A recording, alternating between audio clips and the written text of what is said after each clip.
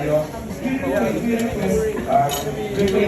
for asking personal questions ako na. Pasaya naman victorious naman tayo, so para wala sana muna mga, di ba, personal questions. Thank you everyone for the rest, for the three.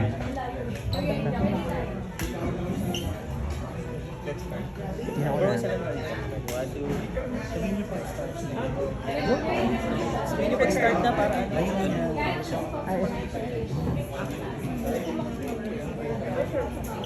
Thoughts? Nakakataba naman ng puso. I mean, it wasn't the biggest goal na suntok lang kami sa ratings. Good naman po. Just, yesterday, last day po kami sa show for taping. And galing lang po ako At na. least, nararamdaman nila yung mas na-hope na yung mga tao sa kwento. And nakakatuwa na. Yung huling show ko po is ang Saya Akin that aired po 2021 to 2022. Tapos I left for school. I went to acting school in New York, Stella Adler po. For the last year, that was 2022 to 2023. Balik po ako last October. And yeah, I did this project specifically came back to do this project po. So, kumusta yung naging pagsabak kahit hindi naman ito mas parang in another teleserye. Talagang sold out talaga. So, kumusta? Naging pagkakali, Preparation. nagkaroon ba ng shock? Sa totoo lang, sa simula na nahihirapan ako. I was putting a lot of time because I didn't know how to. Good question. I would say ano po, it's a different style po kasi yung acting for TV. Yung study ko po more on theater, especially the first year, theater arts, and that kind of acting. Pero it's, of course, transition ko din po. Pero also yung style po natin at yung mga requirements and expectations of the audience, of the Filipino audience, iba rin po yung ano natin, flavor natin dito po sa Pilipinas. So I had to readjust to that. Pero I think we had workshops. Yung main facilitator po namin sa acting workshops is Miss Angie Castrese, great theater actress. And yung ano lang po talaga yung camaraderie with the whole cast and crew. And yung nga sabi po ni Kuya P, lahat naman talaga ng artista, lahat ng pangyayari, may natututunan ka dun sa kapwa mong artista. Talagang para sa society ngayon. I think, kasi si Justin, very siya, very extremes talaga siya. He does the most extreme things to get what he wants. Sa beginning po ng istorya at sa beginning po ng istorya, parang ibang character po si Justin from now, na ang dami niya pong ginagawa, in my opinion, na hindi na po nakakatatama just for his own self-interest. So I think in that sense na una lang parang frat member lang siya, he's a son na gusto niyang patunayan yung worthless at tatay niya sa pamilya niya. Ngayon na parang he's doing all the wrong things just to get what he wants. And I think that character, this kind of character, sobrang totoo kasi nangyayari po sa buhay natin dito sa Pilipinas, lalo na dito sa Pilipinas, yung mga ganitong klaseng tao, ang Justice Sagrado nangyayari po. So in my opinion, kailangan talaga mapakita po yung ganitong tao at ganitong story sa atin dito. How much of Justin is great? Again po, very super night and day po talaga kasi ako po hindi naman, I'm a very introverted person, very more private person, while si Justin talaga mabarkada, he wants to be the alpha, he wants to control the situation of lahat ng mga tao around him, lalo na sa front, lalo na kay Moises. So ako naman as Gray, ang ano ko lang talaga is I have my own sphere, I only control Gray. Other people I'm concerned about in a good way, but I never want to control any other people, unlike Justin. At yung mga technique nga na ni Justin to get what he wants is very unethical, immoral in this stage of the story na pinapakita po namin. And ako po talaga, just I try to be the best person I can be, of course, and just to be as honorable, as honest, a model citizen na hanggang kakayanin. First love ko talaga. Without spoiling anything, bilang si Gray, anong mag-i-advise mo sa character ni Justin? I think ano lang, kasi ang very, which is going back to this kind of intense character, very complex character, na may mga point din po kasi siya na tama. Pero kung paano niya i-execute yung goals niya, again, to destroy everything around him, to destroy other people around him na wala ng opportunity. Na again, like Moises Malonzo, na sinisiraan niya, nasusinungaling na po siya sa tao para lang makuha yung gusto niya. At ako lang talaga, may mga point po si Justin, pero I think, especially in this point of the story, yung pagsisinungaling, yung paulit na lang yung very habitual lying, and nawawala na sa katotohanan yung nangyayari.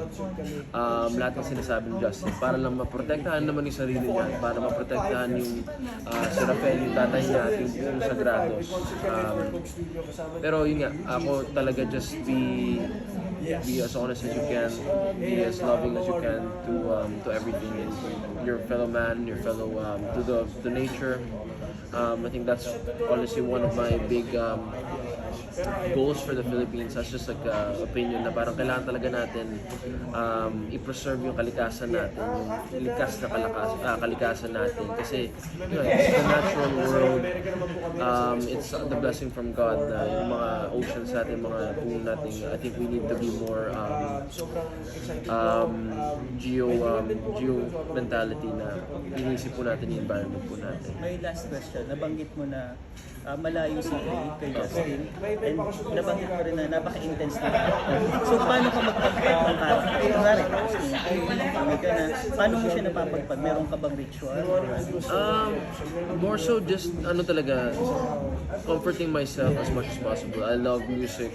So pagkatapos talaga binablast ko po talaga yung music, like comedy music. I have a very wide selection of music, pero the most relaxing music after that, or again, watch a movie, you just be in a different mindset talaga. Kasi as you said nga po, maano mo talaga, madadama mo talaga yung character, especially for a 14-hour day of taping na ikaw yung taong to na ang daming masamang ginagawa o hindi tamang ginagawa.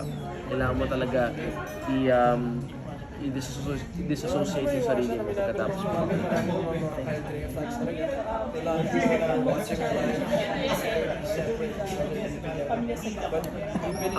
Most challenging and most memorable kasi it was the 4th day pa lang namin sa shooting, so medyo kinakapabog po namin yung character. It was the hazing scene, so it took the most physical labor, most emotional labor, and yung time din talaga na sobrang physical talaga from start of the day to the end of the day. Itong hazing na nangyari sa totoong buhay, parang nadaanan din namin in a sense na yung physical aspect at yung emotional aspect talaga na, kasi of course me as the pinuno ng fraternity, ako talaga yung bargas na kailangan talaga patunayan yung worth na itong neophyte natin. Kailangan nyo talagang ma-test. So ako, me as Gray, wala. We're giving everyone 5 minutes per table, then we move. Thank you. So, sorry, me as Gray, pag hindi on the set na habang kinukuna, parang nadadama mo na parang, nasaktan si Moises, lahat ng mga ibang neophyte. Kaya talaga, once I'm not taping talaga, I just try to relax myself. Pero that was the most challenging scene and challenging day ko. Rin, habang umuusad yung yung story nyo, nag-iiba ba yung tingin mo sa brotherhood, fraternity? Or same pa rin yung stand mo?